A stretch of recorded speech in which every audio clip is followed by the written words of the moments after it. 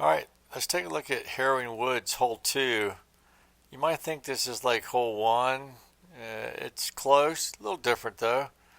Most people I know take the glide, skip, rive, put the top chevron just to the left of the basket.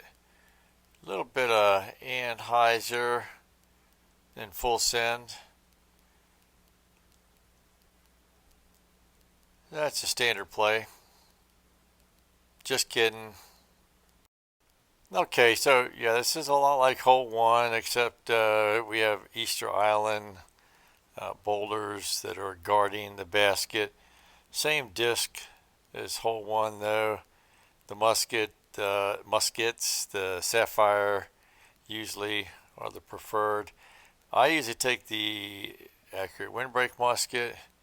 I usually aim just to the right of this tree. A little bit of hyzer.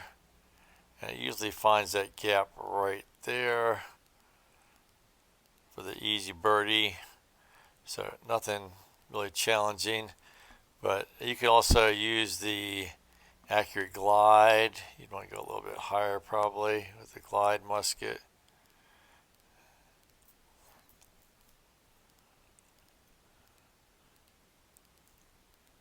You could use the sapphire if you had it. Start dropping it in via airmail here. And if you hit that boulder right there, it usually does kick out in between of those two. So that's usually not a problem. Another option, and particularly in this wind, 3 wind out of the left, I'm glad this came up. And I just started doing this a couple, 3 months ago maybe.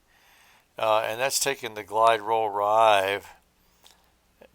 And again, particularly in this wind, putting the middle chevron on this little slope right here, about right there, and then almost a full hyzer, probably about 7/8 or so of a hyzer. Let's see how this works out. Yeah, that was pretty nice. And with that wind out of the left, it keeps it from going too far past the basket and finding trouble. But I started using it in even more winds, and it will occasionally find itself behind one of those Easter Island boulders, and you have to rotate the world, or, well, that's the only choice, probably rotate the world. Yeah, this one, well, no, that one's going to stop too. You have to rotate the roll to get around it. But it's surprisingly functional. So something you may want to play around with. And it brings the H run in. That's what I like about it. Because otherwise, this is a pretty boring birdie most of the time.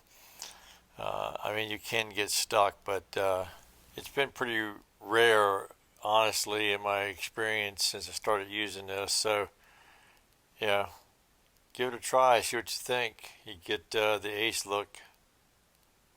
Oh, while we're on this hole, if you haven't got the badge yet, it's called Rise of the Disc. Disturb the Peace of a Champion, something like that.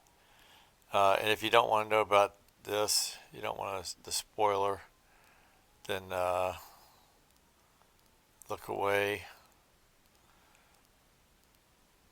spin around.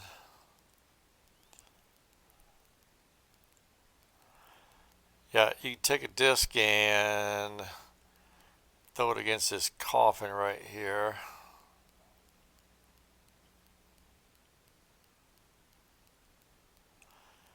And the disc rises up out of the ground and you get the badge. So anyway, I thought I'd throw that in there. Trying to throw these in as I do the holes too. I've done separate videos on them, but it's good to know. So yeah, anyway, back to the regular play. Yeah, musket is probably the preferred disc on this hole, but I have been playing around with the glide roll rive, so give that a try, see what you think. I'm liking it so far, and I'll show you what the ace looks like. Alright, so yeah, take the glide roll rive, just like I was saying earlier. The middle chevron goes on this little slope right there. About one disc worth of hyzer. Adjust a little bit based on the wind, of course. And that is strokes on, folks. So, alright, that's a look at Harrowing Woods, hole 2. Hope you learned something, and we'll see you around the valley.